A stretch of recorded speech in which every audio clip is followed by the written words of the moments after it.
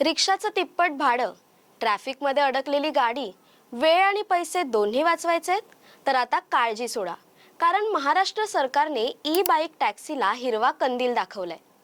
महाराष्ट्र सरकारने राज्यात e bike taxi सुरू करण्याचा महत्त्वपूर्ण निर्णय घेतलाय. राज्य मंत्रिमंडळाच्या बैठकीत या निर्णयाला मंजुरी देण्यात आली असून केवळ इलेक्ट्रिक बाईक टॅक्सी सेवेसाठीच परवानगी दिली जाणार आहे. यामुळे शहरातील वाहतूक कोंडी आणि प्रवाशांच्या वाढत्या भाड्यांच्या तक्रारींना दिलासा मिळणार आहे. ई बाईक टॅक्सी सेवा सुरू करण्यासाठी काही नियम ठरवण्यात आलेत. या सेवेत केवळ 15 किलोमीटरच्या अंतरात प्रवास करता येणार आहे. तसेच मोठ्या कंपन्यांना या व्यवसायासाठी परवाने देण्यासाठी किमान 50 ई बाईक असणे आवश्यक आहे. या निर्णयामुळे प्रवाशांसाठी जलद, किफायतशीर आणि पर्यावरणपूरक प्रवासाचा नवा पर्याय उपलब्ध होईल. महिला प्रवाशांच्या सुरक्षेचा विशेष विचार करण्यात आलाय. ही बाईक ई बाईक टॅक्सीमध्ये प्रवासी आणि चालक यांच्यात सुरक्षित अंतर राखण्यासाठी पार्टिशन असेल. पावसाळ्यात प्रवासी भिजू नयेत यासाठी कव्हर असलेल्या बाईक टॅक्सींचा समावेश केला जाणार आहे. तसेच या सेवेसाठी GPS ट्रॅकिंग आणि हेल्पलाईन सुविधा उपलब्ध करून देण्यात येणार आहे, जेणेकरून प्रवास अधिक सुरक्षित होईल.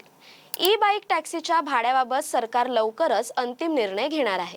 सध्या सुरू असलेल्या नियोजनानुसार प्रवाशांना 100 रुपये भाडं द्यावं लागणाऱ्या प्रवासासाठी ई बाईक टॅक्सीमध्ये केवळ 30 ते 40 रुपये खर्च होणार आहे.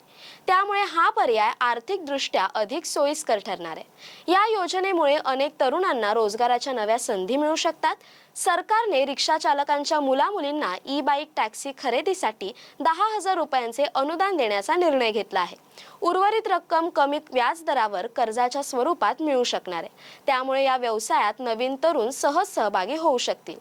ही सेवा सुरू झाल्यानंतर मुंबई, पुणे, नाशिक, नागपूर यासारख्या शहरांमध्ये वाहतूक कोंडी कमी होईल. प्रवाशांना स्वस्त आणि जलद प्रवासाचा पर्याय मिळेल आणि पर्यावरणमुक्त वाहतुकीला चालना मिळेल. ई बाईक टॅक्सीबद्दल तुमचं काय मत आहे?